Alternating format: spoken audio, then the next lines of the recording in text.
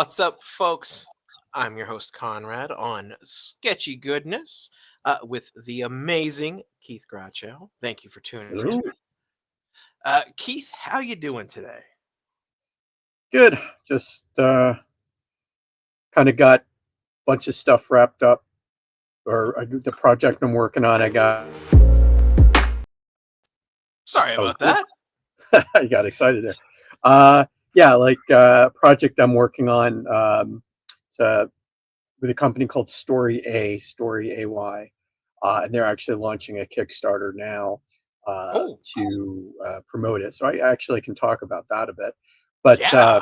yeah, I have. I just finished inking it all, so now I'm going to take a day to kind of rest, and then I'm going to go and start coloring all the art that needs to be colored. Um, but yeah, I'll kind of talk a little bit about this company. It's a new company. It's for children, essentially want to choose their own adventure. They get an actual tactile uh, letter sent to them, 8 of them over a period of weeks, that's individualized for uh, them in regards to like their name and some of the things that they like to do in life, their hobbies, favorite colors, things of that nature. And Yeah. uh, each story has a different artist, I believe. Same writer, different artist. Uh, and the age will range a little bit from story to story. So my story, The Fate of the Feline, is a little bit for older kids. So the art's a little bit more, well, it's my style of drawing, but Mhm. it's a little bit more detailed, I think, a little more realistic, I guess, than the Yeah. other stories. And It just so clear, is this the one? yes, yes. Cool. So yeah, that's not my art or anything like that, but they're doing a Kickstarter right now to promote. Um, yep, there you go. So Boom. personalized letters to home for kids, right? So they're, like, it's old school. It's a little old school, but it's also modernized, right? Because you're getting something specifically for you in the mail, which was something that I always enjoyed as a kid, getting the next comic book or magazine. Uh, and but what's modernizing it is it's made in many ways. They're getting you know their personal touch with the story, right? Mhm. And it's season 1 right now, so they're going to be able to um, do more things in future seasons, right? In regards to individualizing it for the kids, because you'll have continuing stories with some of these characters, and the kids will be more familiar with those characters, and Oh, that's we'll be able to cool. play. There's games in each one, but they'll probably be more individualized games at some point. So it's a really cool concept, and I'm happy to be part of this because it's a unique, for me personally, a unique, uh, challenging problem to solve in regards to how do I do the illustrations with these stories that are broken up into 8 letters. How do I uh, Mm. pace it out, and how do I you know uh, tell the story in a way where each um, letter is going to have very different illustrations, but also, can take the characters and have them evolve. And yeah, so it's a little different. I think of it as like a kind of like a comic book where the panels are uh, broken up, as opposed to like Yeah. art illustrations, right? That's at least for the one I'm working on. Um, That's so and cool. yeah, and my wife Jen did some of the photos for the branding photos that we're looking at right here. Oh, cool. Yeah, Go so Jen. yeah, so it's a family endeavor on our part, and the we were friends with the people that are creating this. So it's been nice to be part of this with them. That's awesome. Letter series.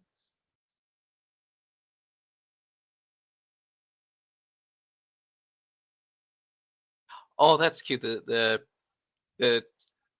second last tier there, the story A, buy one, give one. I like that. Mm. So you can get yourself theoretically, or if you have a child, your child one, and then you can give the niece, the nephew, the friend, the whoever another. This is super cool, Keith. Way to keep Yeah, it on the yeah. low and just, last minute here. Oh, by the way, this cool thing I made.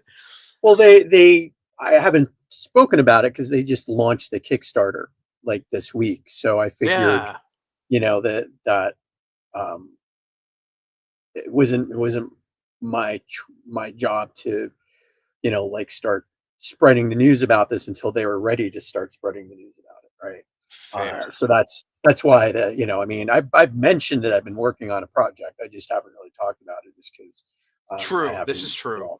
I haven't. It's not that I didn't have the authority to do it. I figured wait till it comes out, people can see stuff, and then I feel like I can start to show off some of the stuff so I'll be posting some of the stuff that I've been working on uh, in Oh, connection with cool. the Kickstarter. Uh, that way, that people that would be interested in getting this for their kids, or an adult who thinks this would be a fun thing to receive. Why not? Why not? Um, Right? yeah. Um, but yeah, I'm pretty proud of it. So. I mean, it's definitely interesting. So the chunk of this that you're working on, from what I've understand, what you said, basically it's a story over 8 letters. Now, like No, the it's 8 letters. I mean, when I mean letters, like a letter that's mailed to you. yeah, like a letter. So that it the person who gets this, they'll get 8 of those. Now, is it like one big, boom? Here's 8 of them, and then at your pace, you open them up and go through them, or is it like the first one will come on April 1st, and the second one would come on April 8th? Like, is it planned out like that, or is it just you get sort of a package to go through at your pace? It's a good question. I believe you get like an introductory box that has your first letter, and then I think you get mailed the letters every few weeks because Oh, that is it's so part of cool. yeah, that's part of the fun of it is to because if it came in the box with all the letters, then it's the job of the parent to give it to the kid. And what's to prevent the kid from just going, oh, I just want to read all the letters right now, right? No, it's you get like a box that you can put the letters in and the games and stuff into, but you will receive like a new letter with your name and all that stuff every few weeks. So it is something for a young person to look forward to, right? To be able Yeah. to have that they get the mail like their parents might get some mail, right? So I figure, it just I remember what it was like to do that when I was a kid, and it was always very exciting, right? Yeah. So it was always a really um, just a magical thing to have in your thing, a tactile thing in your hand, uh, and that's I think what they're trying to uh, make sure that the kids have because they're still, kids are used to the a lot of the digital, right? The Yep. playing on the iPads or whatever, but there is something about having um, physical thing that you own, like a book, right? Oh, Essentially. yeah. I So mean, there's I figure that'll also feel very, very special too, because it's not something that they're going to get very often. Like most kids nowadays, under the age of heck, probably 15, other than like maybe no, I guess they wouldn't have gotten anything from the government. So like that would be kind of incredible. Like they can actually get letters, their names on it, and however it ends up getting mhm, addressed. Like that's really, I think that's really special. yeah. Wow, that's a cool project, Keith. All right, man. Yeah. So hopefully I'll be part of future installments, and we'll be able to start sharing these at shows and things like that. People will be able to like sign up for the subscription, and then also we were having conversations about maybe having one-offs so that they can actually have Oh, like a little like one shot or something, so they can actually get um, their hands on that at a show or bookstore or something that would have like a nice short little story, right? yeah. Oh, that's a cool idea. I dig it. Um, so, Keith, talking about the things you're working on, what you drawing? I don't know. I was Okay. like, I kind of feel like this is some kind of a creature that's like in a tree or something, but I'm not sure. I don't know. It's All right right. now. It's just I'm just trying to play around with light and like negative and positive space, and if something interesting comes from it, great. If nothing, then you know, fun little And experiment, right? yeah, then it is what it is. That's a-okay with me. Well then, you know what? I did have a question, but I guess I have a story first, just for some context. Um, over the weekend, Hmm. um, my partner Vanessa and I, we went downtown, um, because there is a event going on. I believe it's just wrapping up now, called Design TO. Um, so a bunch of different locations are involved in it, and basically showcasing local. I believe there may be a few international, but primarily local artists working within design. Vanessa herself, as an artist, sort of focuses on um, textiles and sloppy craft. Right now, a lot of her stuff is actually in ironwork as well as in quilting, which is really Oh, that's cool. interesting. Yeah, it's very different, but very cool. And the way she's integrating them, I'm highly enjoying and looking forward to seeing what she does with it. Um, so she wanted to go check out Design TO, so we went downtown, hit up a couple spots, and we were driving through on the way to a pizza joint, and Vanessa was like, "Oh, Mocha is just over there, which is the Museum of Contemporary Art, Toronto, Canada. Apparently, there's a number of these museums around, but one of them is based in Toronto." So she's like, "Do you want to go?" And I was like, "Well, I mean, we're here. Why not, right?" Where is Um, it located? it is located. I'm on their website. Um, Museum hours. 158 Sterling Road, Toronto, Ontario, Canada.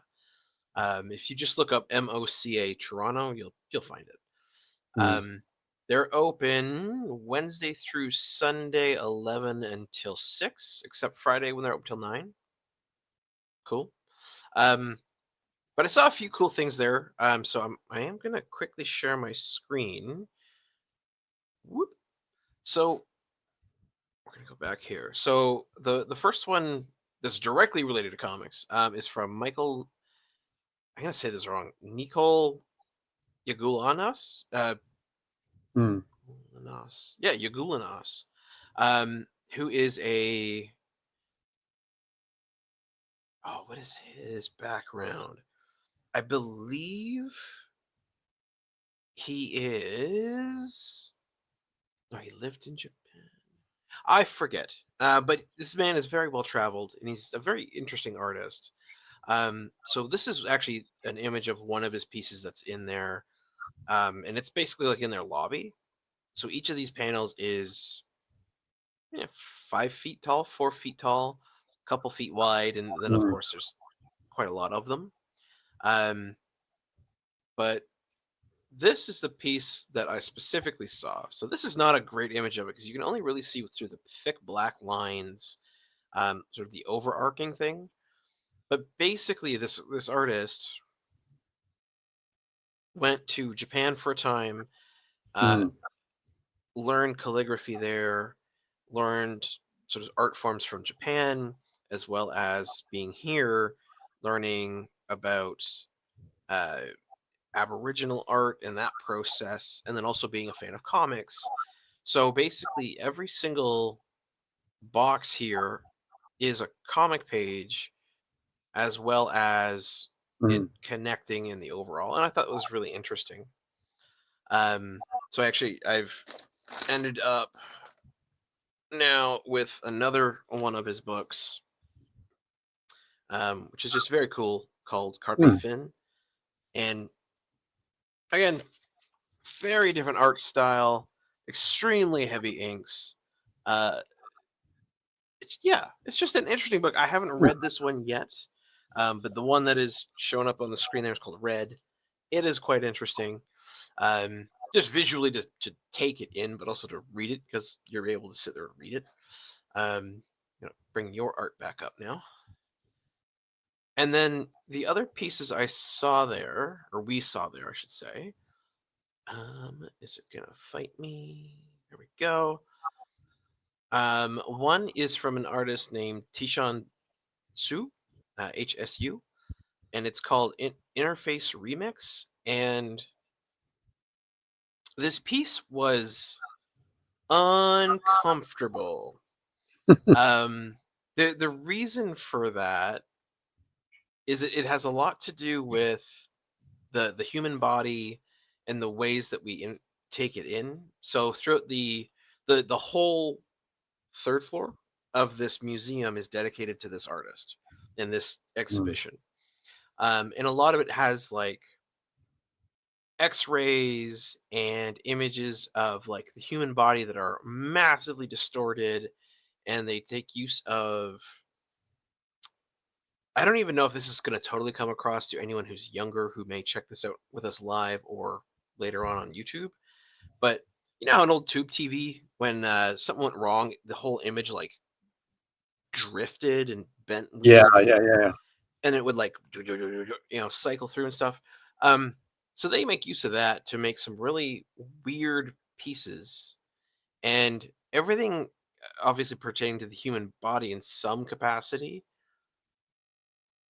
And on top of all of this, where there's all these zoom ins and these awkward things and these sculptures that just feel very weird. The Mm. room itself was humid. They intentionally made it very humid in there, so it just felt like warm and moist and clammy. And then Oh, you're looking geez. at all these like through digital means distorted human bodies. It was uncomfortable. And then the next floor down, there's another artist called Alex Decourt with their piece Earworm, and the whole second floor is dedicated to this. And basically, the lighting in that whole room is switched out to be like this like reddy yellow color. The entire floor is carpeted yellow, and you have to put on like foot covers. I mean, fair, keep it clean. Um, all the walls are painted a very dark black, and then there's these there's four of these giant cube things that are playing at best uncomfortable, awkward recreations of very well-known characters. Mm. So like Mr. Rogers was there. Um, what else did we see? One that seemed like Dancing in the Rain. I'm not quite sure if that's what it was, but it seemed like it.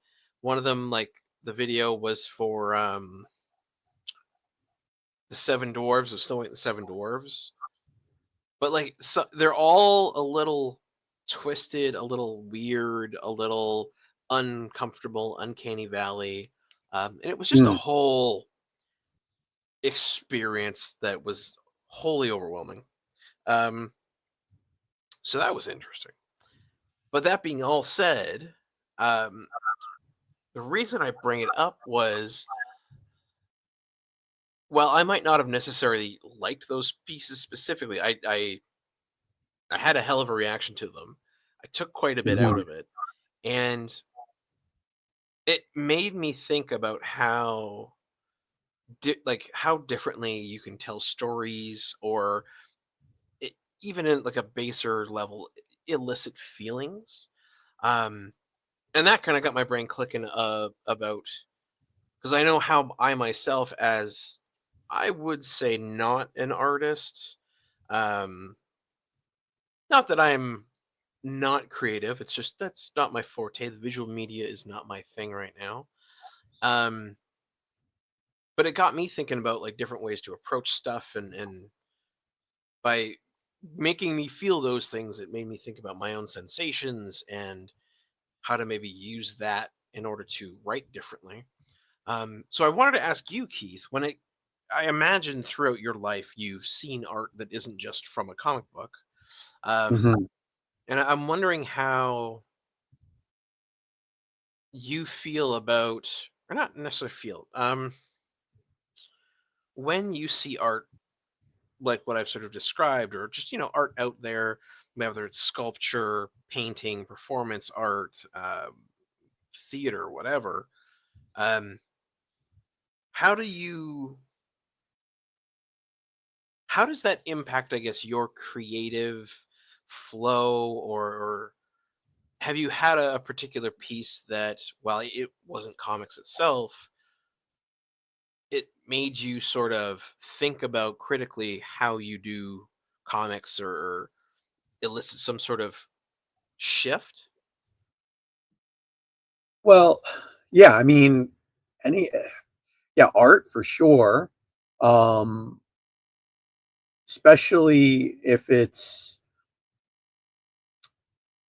if you're open to it, I guess, if you're open to receiving it. Um, I and I mean, I can't think of anything specifically off the top of my head that, Mm. let's say, for example, if I had this amazing story of, I saw some piece that was using positive and negative space, and then I'm like, oh, I can do that with my own art. And I'm sure I have that has happened. I just can't think of anything specifically Yeah. that pops in my head. Um, but there have been times, and this isn't exactly what you're asking, but it's similar, which is I'm inspired by, let's say, when I travel somewhere. And one place comes to mind is Iceland. When I was in Iceland about a decade ago, and everything. If you don't know, Iceland's essentially like one big caldera. It's like this volcanic. All of the ground is like volcanic rock or ash. Everything that grows on it is like, it's almost like a Nerf. Like it's like very Nerf feeling. It's like Okay. spongy. It's interesting. It's very surreal. And because of the way that, because it was lava flow that just, you know cooled down and became this hard rock that, now makes up all of these different really unique features of cliffs and mountains and fields and all this stuff.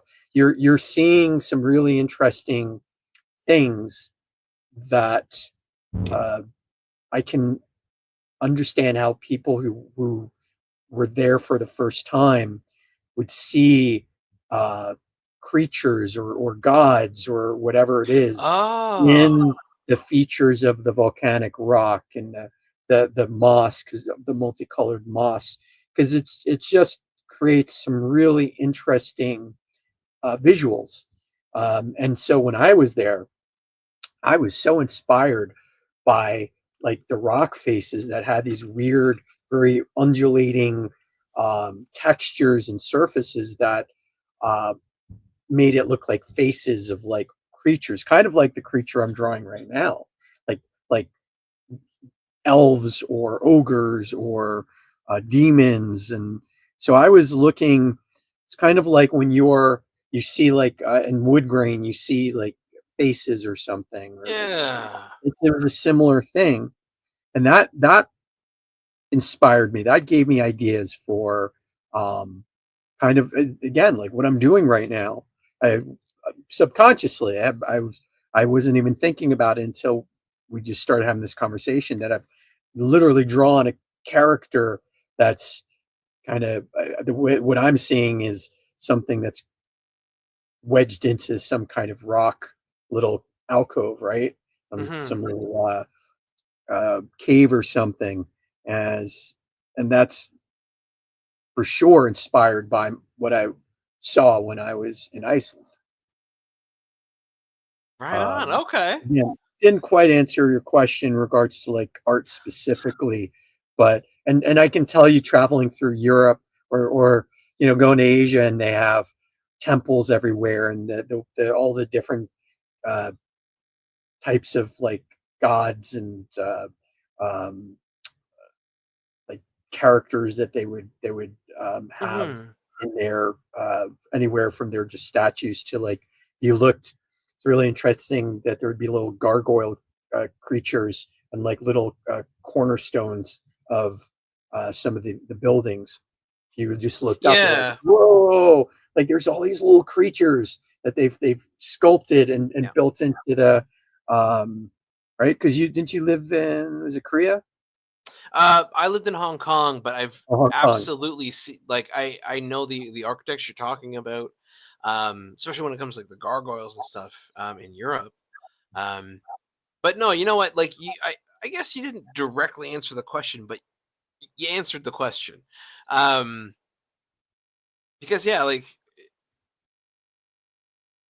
because you're taking in this case the Icelandic landscape, and that's making you sort of interpret, understand sort of new information, right? Because it's a different type of geography than you're used to.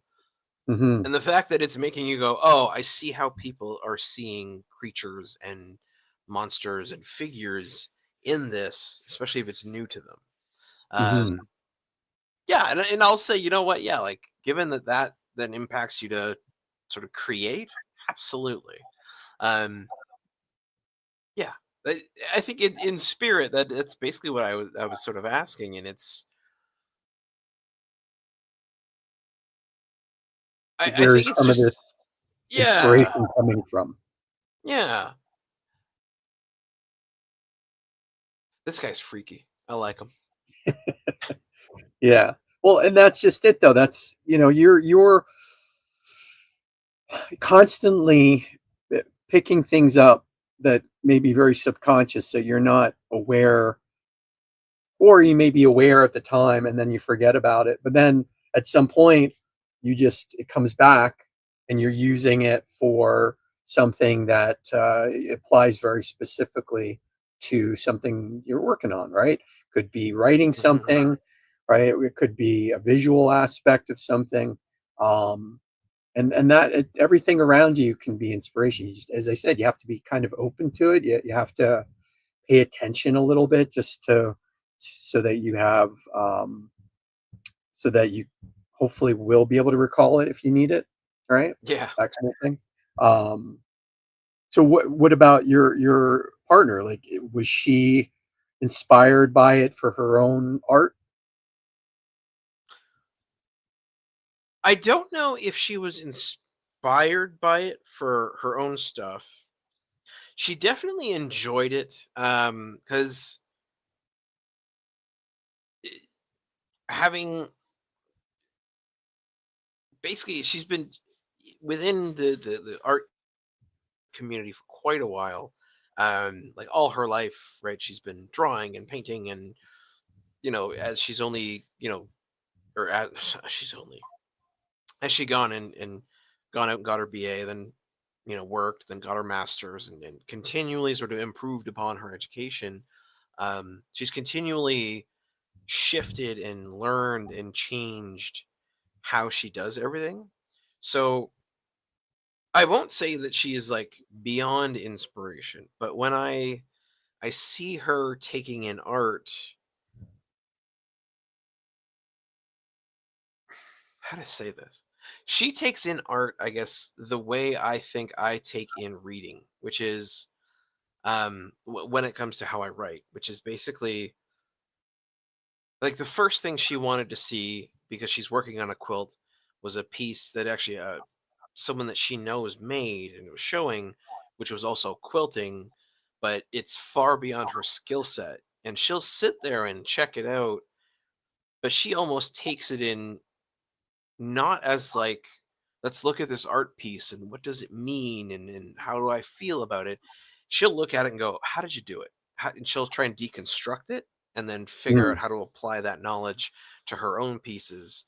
Um, because she's quite a ways into her own art career. She's shown a few times. She's presented a number of times on the different arts that she makes and the different mediums she uses.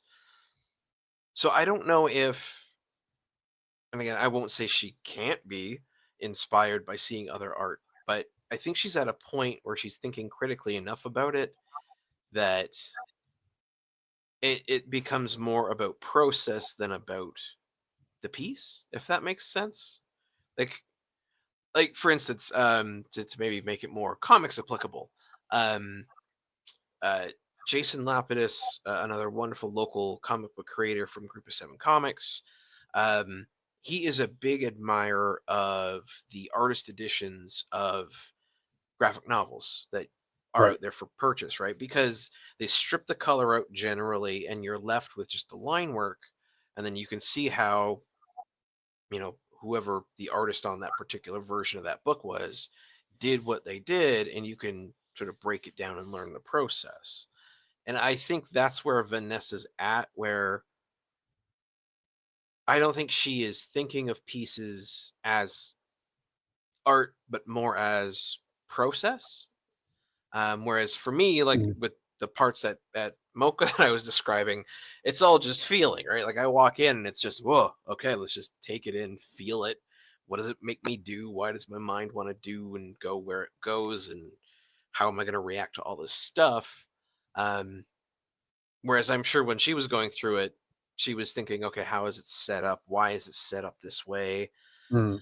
What is the impact of this and stuff like that. I mean, and here's the thing, you can do both. Like if there's a piece, if there's something that you see that just triggers an idea in your head and you're like, "Ooh, how would I apply this?" Right? Um, Hmm.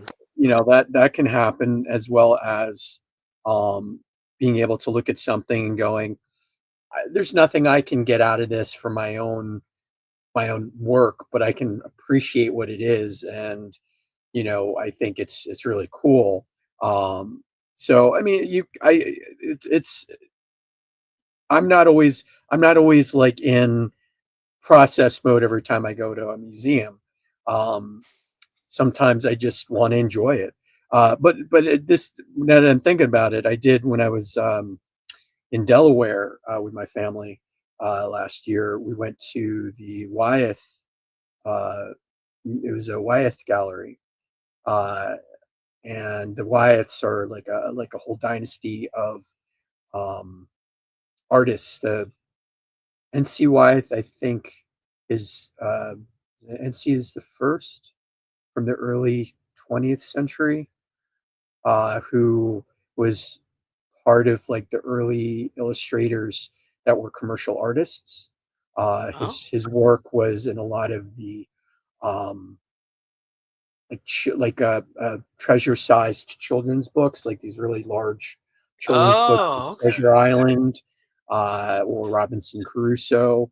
The art you would find in that would be his, and it was always very just like um, dynamic.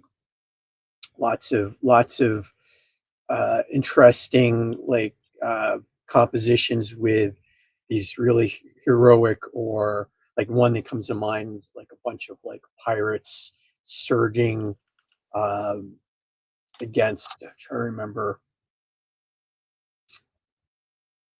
like a bunch of like pirates on like a ship, I think.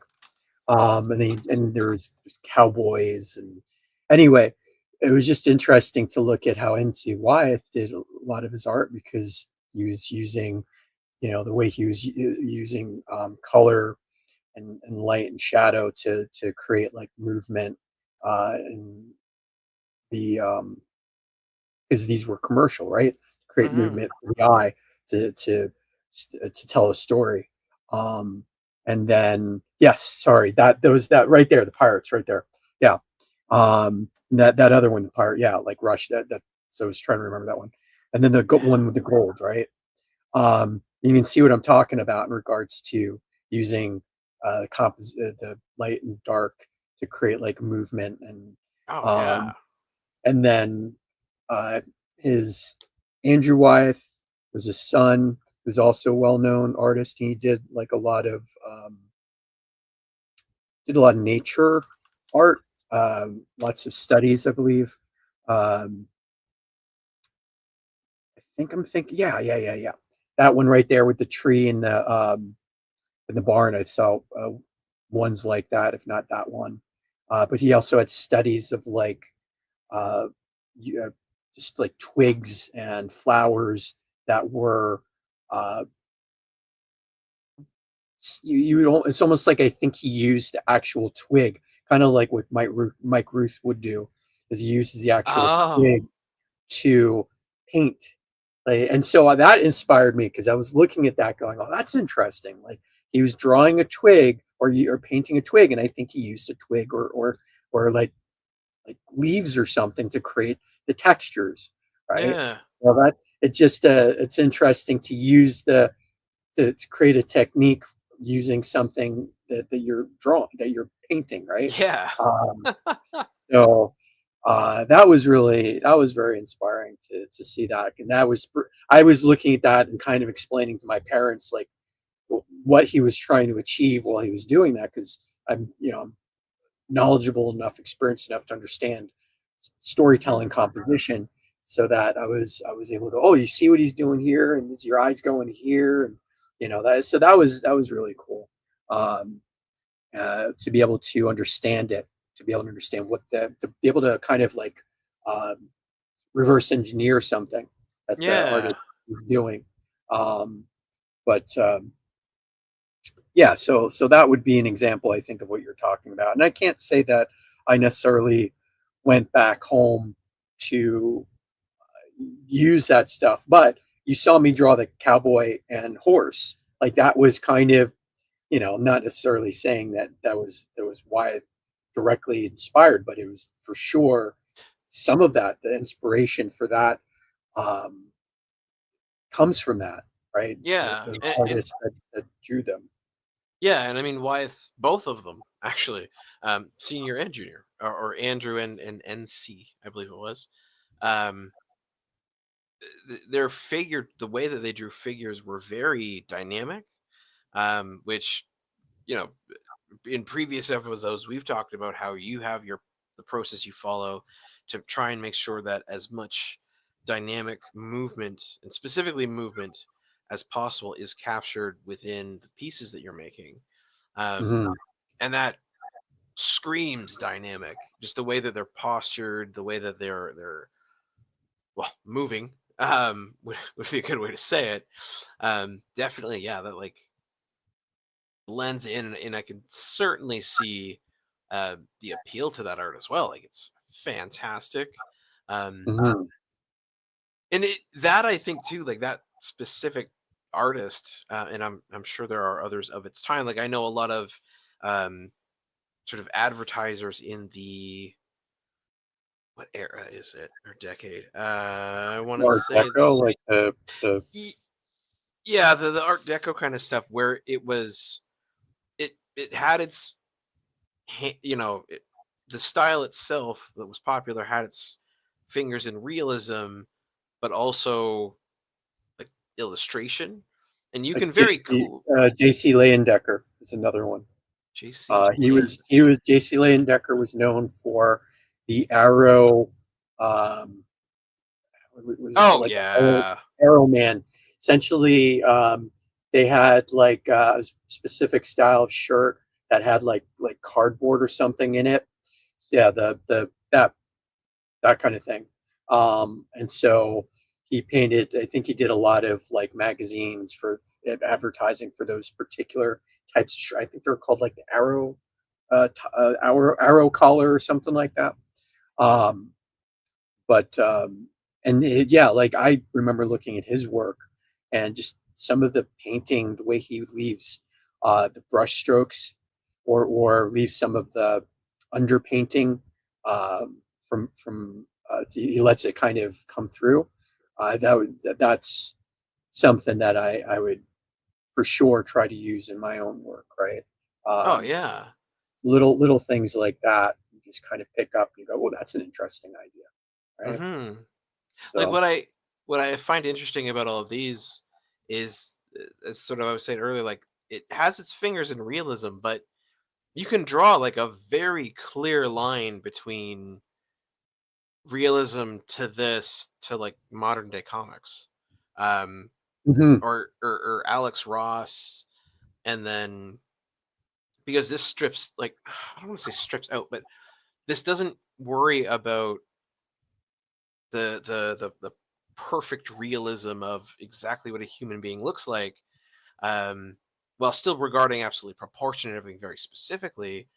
But like to me, you could like classic realist artists, this Alex Ross, Jorge Jimenez, yeah, like you could draw a pretty clear line there, and like you can see how this kind of stuff would absolutely and should be influencing artists of that time and up till today.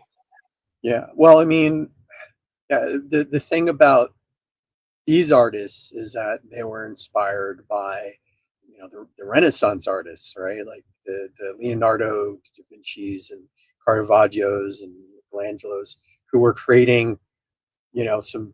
They were using like anatomically correct human beings to tell stories, uh, on like frescoes and stuff like that, Yeah. painting on root ceilings and walls, and um, they were, the difference being is that the Renaissance artists had patrons, which, I guess in some way were like they're advertising their wealth, right? Yeah. And then Yeah. you have the commercial artists. Now they're advertising for the masses, right? Now it's something for everybody, and so there are similarities of um, the technique they're using, right? Perspective and proportion and things of that nature that would, you know, that are transferable, right? Um, Hmm. they're these are more for selling a product that somebody would wear, or something buy, but whereas the Renaissance artists are advertising for usually like some kind of religious motif, or their patron that they're trying to appease, right? Hmm. Um, but Yeah. yeah, Yeah. there's a thread line for sure with that, and then you go to the 30s, and where comic strips and comic books were starting to become prevalent, Oh and they yeah. were those artists uh, that were um, there in the beginning, like the Alex Raymonds, and yeah, exactly. Yeah. The Huberts, and the Joe Kubert, uh, but he's the Hal Thank you for Foster. specifying. Yeah, Joe. Well, even technically, Joe Kubert's he was kind of very young at that point, but like Alex Raymond and Hal Foster's, and those who are now telling stories in sequential panels, right? Hmm. Um, and now, yeah, now we are. So they were inspired by the J.C. Leyendeckers and the Yeah. NCYs of their time, right? So yeah, for sure, there's a through line with all those artists. And I also think it's something about that is fascinating to me too, where as you mentioned, like a lot of the Renaissance would have been, they would have literally had patrons who were giving them money to do whatever work they were being requested to do, and then you know what, 500 to 1,000 years later, or no, it'd be more, way more. Um, The you've got, Renaissance. yeah, that what That the would have been the Renaissance would have been like the 14th century, 15th century, so 16th century ish. Yeah. so 500-600 years after that, you've got Leyendecker, um, who is again making art for an employer. Obviously, the employer now is a business person and not some extremely wealthy aristocrat or religious person, priest or church, whatever. Um, but the Leyendecker stuff was to sell shirts, which I love that the last image for that I pulled up was for shirts and collars. Mhm. And then in the 30s here, like Dick Tracy, Chester Gold, as you mentioned, Kubert and all that stuff, or all those wonderful creative, foundation laying comic creators. They were there to sell comic books. I Yeah. appreciate that the cost of the thing that they were selling at the time um, has sort of decreased over time, um, because it's just showing like a very through line of like art being in the Renaissance for like high society and those with a lot of wealth, because paint back then was super expensive and crazy and all that kind of stuff. And then it got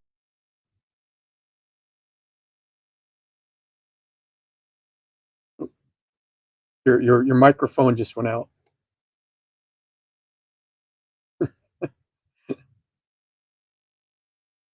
We thought that it might happen. Just so I'll vamp a bit. Essentially, he's got to turn on his other microphone. All right. Let's try that. Is that a little Yeah. better? Yeah. There's Cool. there's a little background noise, but for the last 10 or 12 minutes, it's fine. That'll be all right. Um, But yeah, it's just interesting to me that like there's a very followable as the resources needed to like cost of paint, ink, whatever, paper, paint brushes, pencils, quill, I guess, depending on what area you're talking, has become less and less expensive.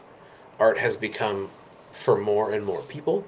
And yeah. then nowadays you have comic books where it's very much so, as long as you've got a couple bucks in your pocket, you could get a book full of art and support whichever artist it is that you'd like to support. Yeah. And I mean, and things have, like what's interesting today, unfortunately, is that the artist has diminished in capacity in regards to their value, which not the comic artists of like the 30s and 40s, I don't believe they were like paid that well. No. It was usually like the publisher who made the money. But the illustrator, they oftentimes they were also would do illustrations in magazines and things of that nature. That did pay a lot.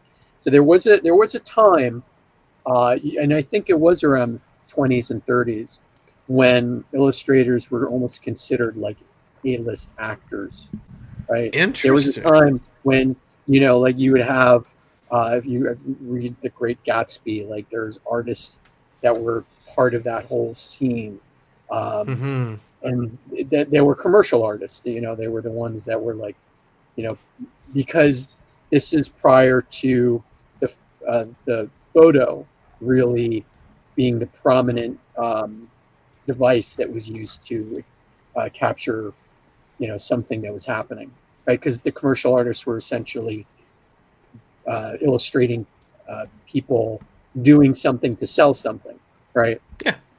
So that was prior to really photos doing that. So there was a time when those artists were getting paid quite a nice amount, and that's kind of diminished over the last almost 90 years, um, to the point where, you know, uh, unfortunately, art is no longer viewed as, it's more of a commodity versus something that's like a unique thing, right? Yeah. Yeah, I absolutely agree to that one. Like the well, I mean, like I think right now the most it, among the people that I know, the comic book artists that I get to speak with frequently, like yourself, the friends that I have through this community, as well as through you know the broader arts community, I'll say through Vanessa and all the people we've met and all the artists that we've met there, I would say like no one person has the amount of, I guess fame would be the word I'm thinking of when it comes to their art and the regard or the esteem of it. Mm. Even though, in my opinion, the skill set has drastically increased. The While technology obviously does make it a little bit easier, right? Like you can hit Control Z, and if you make a mistake on the piece that you're working on right now, Keith, you can fix it. Just Control Z. Um, at the same time, the understanding, the complexity of your knowledge base to be able to do what you do, also somewhere in there isn't as valued as it once was, which I find fascinating. And I guess we could probably chalk it up to ease of access, especially when it comes to, well, nowadays things like AI, Yeah. where yeah, like the ability to render and do what you're doing right now in front of me live, and in front of the folks tuning in on YouTube, whether you're live with us now or watching this later. That's an incredible skill set. One, just the confidence alone, but then also the skills to do cool rendering things, and not just like even the fact that you're drawing with, well, I would call it an eraser, but it's not Yeah. technically an eraser. Um, that level of knowledge and the layered knowledge that you have for it, that's so much practice and experience and skill. And yet, yeah, like it definitely, when sort of to the earlier point I was trying to make there is, of all of the artists that I have heard of through all of the means that I have access to artists, the most famous one, I would say famous, or well known, or publicly known, is an artist that actually Vanessa went to university with, who right now basically makes videos and puts them on TikTok, sells their pieces as well. Like they make their living through art, which is wonderful and awesome for them. But they basically, in these videos, will have a canvas on a sort of rotating base, and it's laying flat. Then they'll take a swing, put 3 or 4 cans of paint on top of it, punch holes in the Mm. cans, spin it, and push it, Right. I've seen that and let before. it spin. Yeah, so that I would say is like the most well-known artist that I would say, like actively living, working, active artist that I know. And that seems strange to me. Um, Mm. and again, of course, we can get into our different interpretations and biases and likes and dislikes of art and all this kind of stuff. Um, but when I think about the thought process, the skill level, the technique that goes into the artist's work that we were just talking about for from the 30s, compared it to what this person is putting on TikTok and then selling, like these art pieces do sell for a fair chunk of change. Mhm. It feels like there is a broader disconnect, at least in Yeah. my interpretation, and that might be my biases showing. Absolutely, everyone's art's a little different, um, but yeah, it's just Well, weird do sometimes. you think so? As you're talking about this, I'm kind of thinking about, so we have more people have access to creating art than ever before, Yes, but 100%. at the same time, it's not valued because of how easy the access of getting art is. But then you go back to, there was a time when it was more of a respected elite thing, but there weren't as many people that had access to it to create it. So I do wonder if, in some ways, is it possible that while there are more of us out there, it's kind of, there are the people that are successful making a lot from it are the same amount of people that did in the 30s. Is just it just because it's become more democratized, that it feels like it's not as valuable, or is it that, you know, uh, art has just generally for everybody become less um, valued because of AI or technology that makes it seem easy to create something. It's I don't know. I don't know if I have an answer. It just as I'm thinking about it, it's an interesting kind of thought experiment, because Yeah. the only reason we feel that there's a diminishment, namely, well, because we're all connected and we've never been connected like this before, right? In the last 20 years or more, a little bit more, but for the most part, 20 years, we've all been connected socially to people all over the place. So we actually get to see them create stuff. Mm-hmm. And it feels like, oh my goodness, look, there's so many people out there that can create art. But at the same time, um, you know, it also feels like it's been devalued, but we haven't had access to all these people before. So there may, I don't know. I don't know what the answer to that is. It'd be interesting if people who are watching this may have an answer, but it's just an interesting thought. Just a thought I had, uh, that curious. What are your thoughts on that? Um, I mean, I think I'm still formulating an actual answer based on what my experience with it. But when it comes to sort of it sounds so negative, and I don't mean it this way, but the dilution of the expertise of art, or the perceived eliteness of it, because of the ease of access and mass connection, world globalization. um, I feel like maybe it's a matter of this. Maybe because of globalization, because I can hop on Blue Sky and I can go check out what artists in Japan are doing, what I can go check out what artists in Italy are doing, or Iceland or Antarctica. Um, Maybe what it is by being able to see that there are so many people out there who are creating in a very live way, whereas previously we only saw the artists, or heard of the artists, I should say, because you wouldn't probably see them in your lifetime, within the Renaissance, who painted these insanely gorgeous, beautiful, eternalized murals and things like that.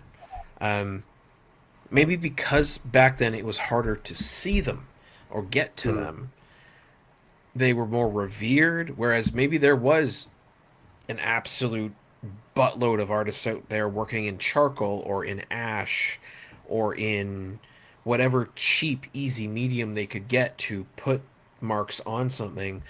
But because it's so hard to spread the word back then, they just dissolved, they disappeared.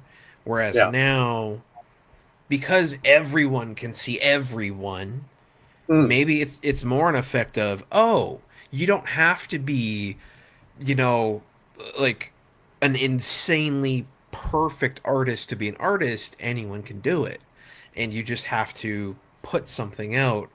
Um, Something like that. Like my brain mm, hears that and goes, but Conrad, at some point there has to be a cutoff of what art is, right? And somewhere in my brain it's like, no, you idiot. Anyone can make art. Anyone can draw. It doesn't have to necessarily be good as per my own taste, but it's art. yeah. Um, but yeah, maybe it's something like, as the ease of access to creating it and accessing other people doing it has gone up, our perception of deep skill, as I would call it, like realism, has gone down because there's so much stuff else out there. Yeah. Or like, and I'm sure at some point in there, people were like, all right, realism had like 1,000 years to do its thing. Let's do something else. I don't know. That's just my Yeah. thoughts on it. Well, but it's also, I think, I mean, let's end it on this. Yeah. People, so the division between the patron and the artist, or the the advertising agency and the artist, has blurred to the point where now anybody, anywhere, can get art. They can commission art, or they can get it created for them at a very, and I think that's maybe where things have changed, where there was a time when art for certain things at least was of a higher cost, because it was more exclusive to who was able to use it, right? And so that's why the person down the street who had a very limited income couldn't necessarily commission somebody to paint something for them. They'd have to buy like a print of it, or they find a painting somewhere, or they would paint it themselves or something like that. I'm wondering now if it's because people feel like they have such easy access to getting it, that they don't value the amount of work that goes into getting skill to get to a certain level hasn't changed. It's just that the amount of people who can get access to it makes it not seem as important, I guess. It's a weird dichotomy, because the last thing I'll say is this: people look at art and go, I can't do what you're doing. And then you would go, great, what's that worth to you? And you'd be like, I don't know, $5. And you just just said to me that there was something that you couldn't do, that it's kind of magical to you, and you're making it really, really inexpensive. Like, it should be thousands of dollars, which is a more reasonable amount. That should be where it starts, because thousands of dollars is something that majority of people would go, that's a lot of money for me still. But I see that art, because it's such a thing that is not everybody can do at a certain level, it should be that's what it should cost. But again, it's a weird thing. People will in one breath say, oh, I can't do this, it's magical, something you create, but I'm not going to pay for what you want to charge for it, because that's ridiculous. Yeah, right? exactly. Like, oh, okay. Anyway, we'll leave it at that. That's kind of another conversation for another time. Oh, absolutely. Well, Keith, absolutely. I am enjoying and have enjoyed your. I'm gonna call it an elf. My brain wants to scream Dracula, but we'll call it an elf. And this has been a hell of a conversation. I'm gonna have fun clipping this up for social media. But yes, absolutely. As always, Keith, thank you. For the folks out there, thank you for tuning in. And we'll see you next time. Golden age to present, digest to oversize. Never miss new comic day. Yeah, no surprise. So where's my no prize? Check the letter columns. Can't find issue 2.